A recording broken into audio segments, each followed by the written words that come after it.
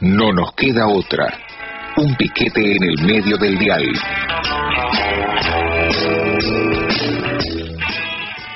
Tenemos en comunicación ni más ni menos que al doctor Enrique Arias Gibert, el juez del fuero laboral, al que saludamos muy calurosamente. ¿Qué tal, doctor? ¿Cómo le va? Acá Santiago Mouradian y a mi lado Matías Esbora, lo saludamos. ¿Cómo están? Un saludo muy grande a ustedes y a toda la audiencia.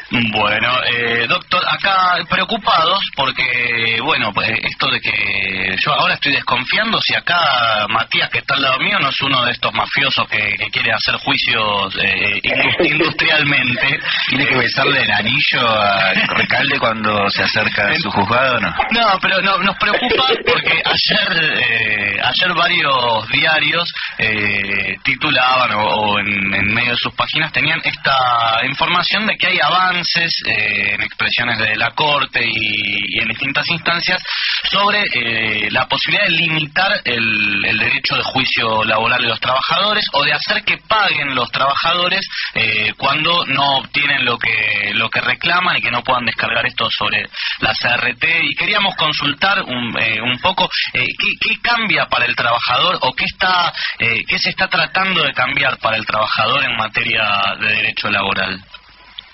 Mira, en general te diría que algo que transcurre no solo por el derecho laboral, sino por todas las concepciones del derecho, o sea, las discusiones que hay sobre el derecho tienen que ver fundamentalmente con quiénes son ciudadanos y qué significa esta ciudadanía. O sea, en primer lugar, para muchos de nosotros ciudadanos son todos. O sea, el ciudadano en un concepto unido al de democracia, que es un concepto diferente, implica que todos tenemos derecho a tener derechos. Como primer derecho. Exactamente. Y hay gente que piensa que ese concepto de ciudadanía está restringido a un grupo. Históricamente hubo muchas sociedades que eran así. Por ejemplo, la antigua Grecia, que ciudadanos eran algunos. Claro, los que podían votar. Uy, lo perdimos justo, mira, se empezaba a entender para dónde íbamos yendo y lo perdimos. Ahí no tiene importa, la mafia, acá nuestra producción deben ser los mafiosos que están metiendo ahí sus garfios, pero no importa porque tenemos un productor que ya se lanzó sobre el teléfono para retomar la comunicación con Arias Gibert, que nos arrancó bien, nos estaba diciendo que el primer derecho, si se quiere, es el derecho a tener derechos y que eso es lo que nos hace ciudadanos, pero que había otras concepciones, por ejemplo esta ciudad como en la antigua Grecia, donde los ciudadanos eran un grupo, no eran todos ciudadanos, que eran los que tenían derecho a votar, etcétera. Retomamos la comunicación, doctor, ¿lo tenemos ahí? Sí, ¿cómo estás? Fenómeno, muchísimas gracias. Se cortó justito, ahí están los dedos mafiosos, seguramente tirando los violines. Estábamos en Grecia entonces y en estas ciudades donde los ciudadanos eran un puñado más selecto, una élite. Exacto, y esas son primero dos concepciones, o sea, sobre quién, y en segundo lugar, sobre qué. Ciudadanía no es solo votar. Sí. Ciudadanía es acceso a los bienes de una comunidad determinada. Ciudadanía es estar resguardado frente a la contingencia social. Ciudadanía es sentir que podés ser respetado, o sea, si vos sufrís la contingencia social del desempleo, tiene que haber un Estado, que vos sos ciudadano, que te va a ayudar a cubrir esta contingencia social. Un Estado que te olvide, te está negando esa ciudadanía social. Y esto es lo que está en juego. O sea, si queremos una ciudadanía para pocos, busquemos la manera de restringir. Pueden llegar a pasar quienes crean que es necesario que exista un voto primero voluntario, después van a decir que no es necesario que sea secreto. Y va a terminar siendo calificado. Y va a terminar siendo calificado. Ese tipo de opiniones está detrás de una idea de ciudadanía para pocos. La concepción democrática es de ciudadanía para todos. Y esto implica también la existencia de derechos. Uno de los derechos, por ejemplo, es el derecho a la acción. Cualquier ciudadano tiene derecho a accionar por sus derechos. ¿Qué clase de meteco es el trabajador, que alguien se cree que se puede pensar qué límites le vas a poner a los que reclaman. Claro. Justamente eso es excluir de la ciudadanía, eso es violar la norma del artículo 16 de la Constitución Nacional, en cuanto te plantea la igualdad. Claro. Es decir, si vos me estás planteando de entrada cómo excluimos que los trabajadores demanden, lo que estás diciendo es que pertenecen a una subclase. Claro, ya no son tan iguales. Efectivamente, a partir de ahí, a ver, si creamos eso y aceptamos esa discusión, el próximo paso es que quememos el Reichstag. Ahora, claro, porque las leyes de Nuremberg eran eso. O sea, había habitantes de Alemania que no eran tan ciudadanos como los otros. Entonces los judíos no podrían ser más que una X cantidad dentro de las universidades. Claro. Hola, hola. Uy, lo perdimos nuevamente. Ay, me parece que sí, bueno, ahí vemos si... Hola, hola, Doc, ¿nos escucha? No, me parece que lo perdimos de vuelta y vamos a hacer que nuestra producción trabaje rápido en tratar de reengancharlo. Ahora estoy más convencido que nunca de que son las mafias que están metiendo sus dedos ahí en los hilos de la comunicación. Me tiraba a preguntarle esta idea de igualdad, si no se rompe cuando, por ejemplo, un trabajador tiene un límite para poder responder ante un juicio y que es el que está dado por su salario, que ya no lo tiene generalmente. Y que claro, si está en juicio probablemente ya no lo tenga. Que entonces no es igual como trata la justicia a ese trabajador que a un millonario, por ejemplo, que puede ir a juicio y hacerlo. Ahí lo tenemos nuevamente, Doc. ¿Nos escucha ahora? Ahora sí. Están tremendos, estos mafiosos nos están cortando el teléfono a cada rato.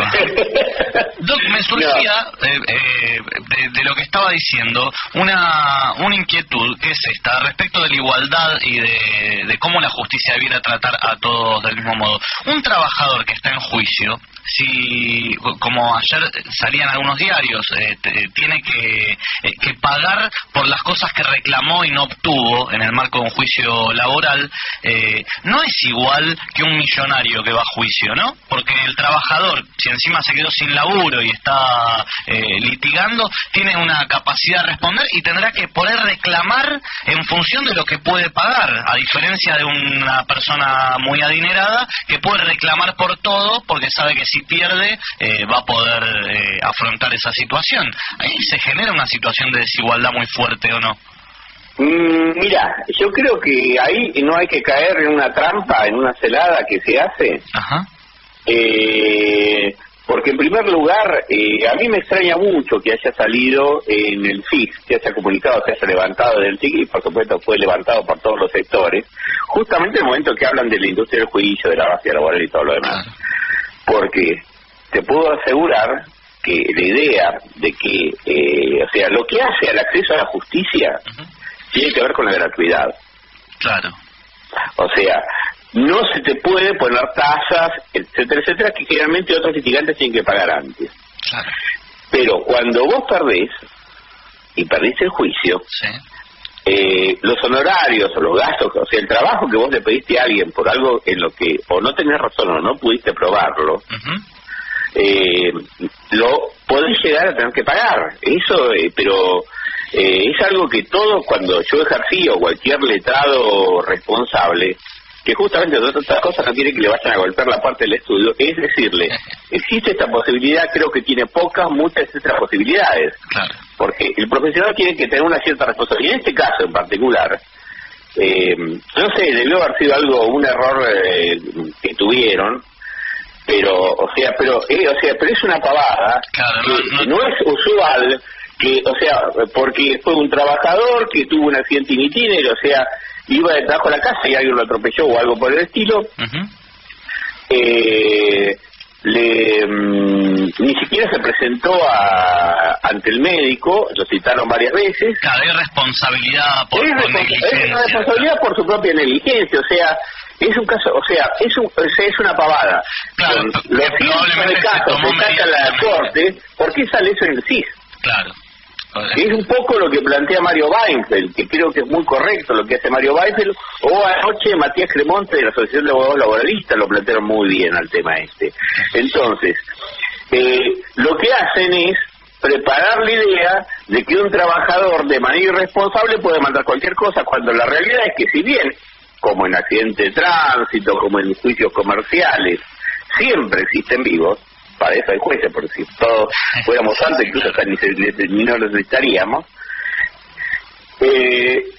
siempre existen vivos, pero no es lo que sucede habitualmente, y es una cosa, viste, que si pasa una vez. Claro. Sí. O sea, pero se está hablando de la excepción y no de la regla. Claro, se está hablando de una excepción excepcionalísima. Te diría que es un caso único. Claro. Pero que además jurídicamente no tiene ninguna relevancia. O sea, no estamos discutiendo algún problema de complejidad técnica o algo por el estilo. Entonces, ¿por qué se levanta una pavada? Sí, totalmente. En este momento? Y además, la idea es crear de que, bueno, los trabajadores pueden demandar lo que quieran, que nadie les va a decir nada. Y no es cierto, claro. Las demandas se rechazan, a veces se ponen cosas, a veces cuando tuvieron razones para litigar se ponen cosas por el orden causado, pero esto es un error. Es decir, y a partir de que debió haber sido corregido incluso por el propio tribunal para evitar que llegara a la corte.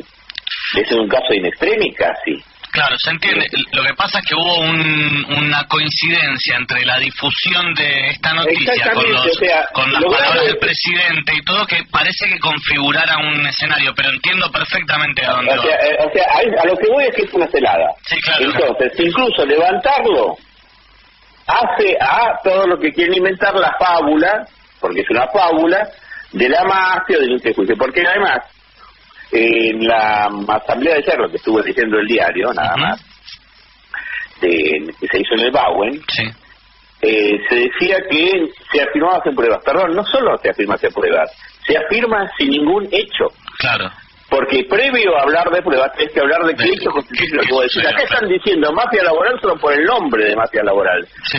O sea, es el llamado mágico, en el que el significante llama a la realidad y la realidad responde. O sea, decime qué hay de mafia. ¿Dónde está esa mafia? Muy gráfica la idea del llamado mágico, ¿no? Donde se enuncia y la realidad aparece después, ¿no? Y después, como creación. Y después dicen que Lacan no es claro.